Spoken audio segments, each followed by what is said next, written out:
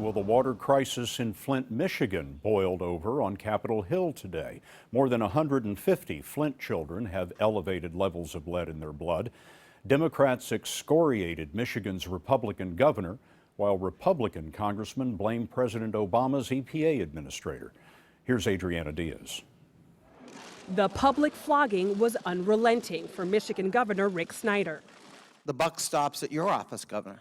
You were not in a medically induced coma for a year. But Governor Snyder's administration caused this horrific disaster. It was the first time lawmakers grilled the governor about his role in Flint's water crisis. Snyder admitted responsibility, but blamed federal oversight. Unaccountable bureaucrats at the EPA allowed this disaster to continue unnecessarily. In April 2014, Flint started pumping local river water to save money, but the improperly treated water stripped lead from pipes, doubling the number of children with lead poisoning. The governor says he only learned about the contamination 18 months after the switch. Before then, he says his own water officials told him the water was safe.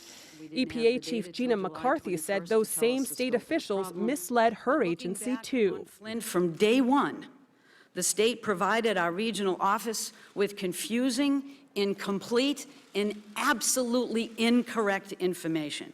That wasn't good enough for Republican Chairman Jason Chaffetz. But you need to take some responsibility because you screwed up and you messed up 100,000 people's lives. 72 children have tested positive for elevated lead since October.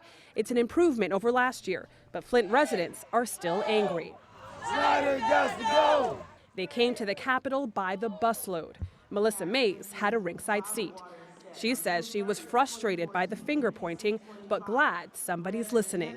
For the longest time, we were told we didn't matter. What was happening to us did not matter. So we're seeing, support from across the country, and I think it's going to give us more energy to keep the fight going. Today, Democratic congressmen called on the Republican governor to resign, and Republican congressmen called on the EPA chief to resign. But Scott, Congress itself may be slowing down Flint's recovery.